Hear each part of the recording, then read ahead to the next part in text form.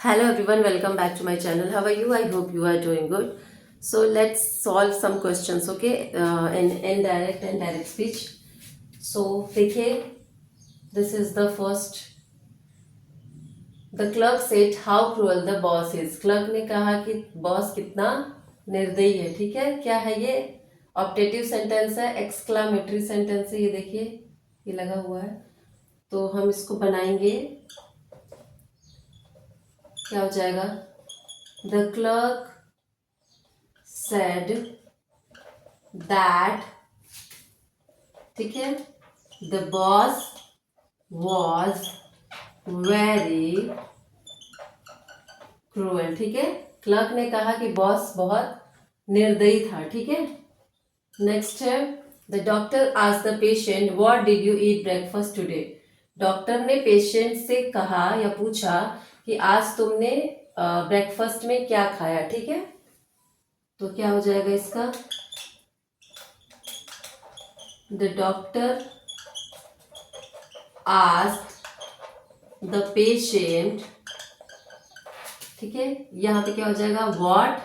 ठीक है, तो जब हम इनडायरेक्ट में बनाते हैं तो क्या हो जाता है? डायरेक्ट में तो ये क्वेश्चन रहता है, लेकिन इनडायरेक्ट में जब बनाते हैं तो ये स्टेटमेंट हो जाता है. ठीक है, तो व्हाट के बाद हम डिड का हेल्पिंग वर्ब का यूज नहीं मतलब करेंगे.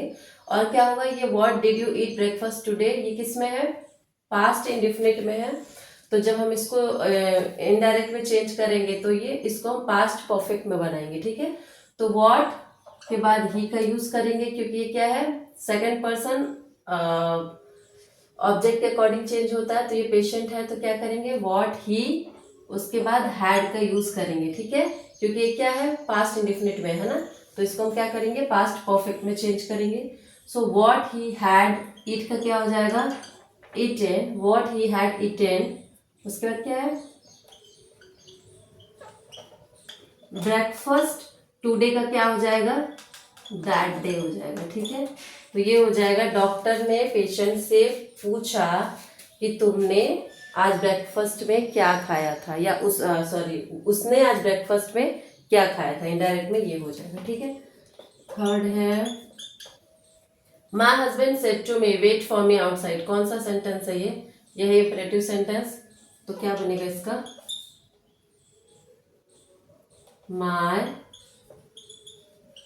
माय हस्बैंड सेड टू का क्या हो जाएगा? Told me. ठीक है, उसके बाद क्या हो जाएगा?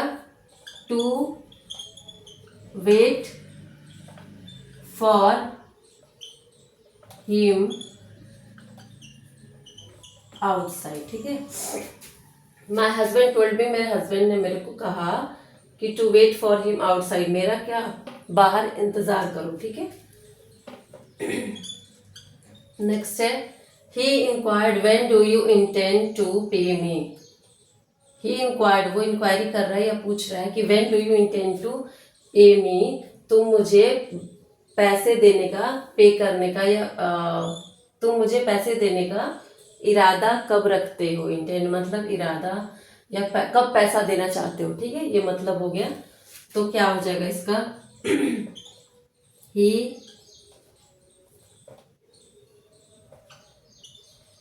He inquired that. ठीक है, ही इंक्वायर्ड दैट क्या हो जाएगा? व्हेन, अरे सॉरी, यहाँ दैट नहीं लगेगा ना, आई एम सो सॉरी.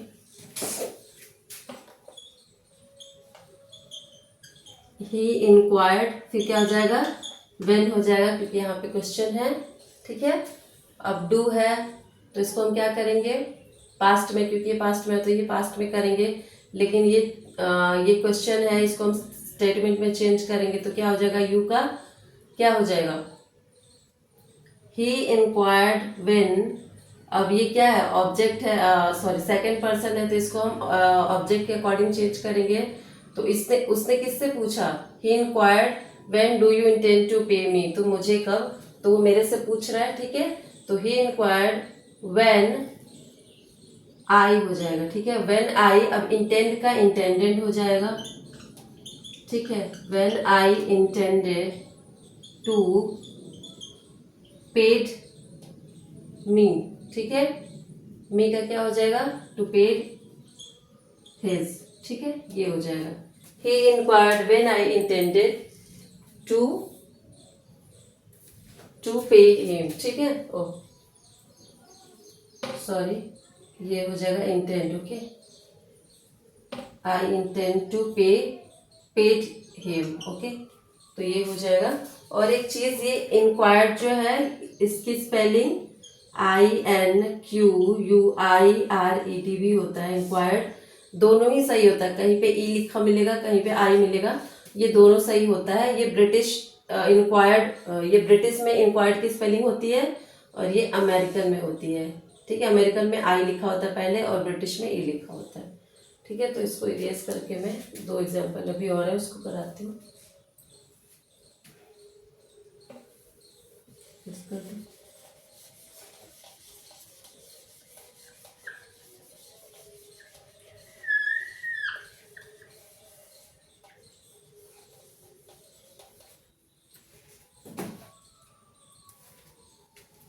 क्या है, bring me a drink of milk said the swami to the villagers, ठीक है। तो क्या हो जाएगा ये, द स्वामी सेड टू का टोल्ड द विलेजर्स, ठीक है। The swami told the villagers, told to the villagers, ठीक है, टू ब्रिंग, ठीक है, टू ब्रिंग। अब मी है फर्स्ट पर्सन किसके, उसके सब्जेक्ट के अकॉर्डिंग, ठीक है। तो the swami to bring him a drink of milk हो जाएगा, ठीक है।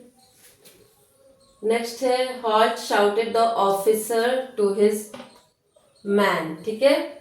ऑफिसर ने आदमी पे चिल्लाया, हॉल्ट, हॉल्ट मतलब होता है रुक जाओ या ठहर जाओ, ठीक है। तो हो जाएगा, the officer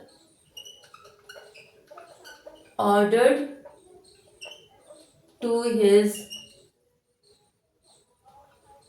man to halt, ठीक है। The officer order to his man to halt.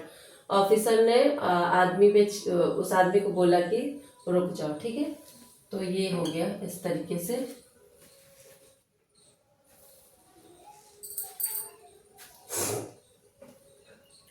His man to halt होगा, ठीक है। तो चलिए मिलते हैं कल नेक्स्ट ग्रामर रूल के साथ। डायरेक्ट एंड इनडायरेक्ट स्पीच का प्रैक्टिस सेशन भी मैंने कुछ करा दिया है और आप लोग भी घर पे उसकी प्रैक्टिस करते रहिए।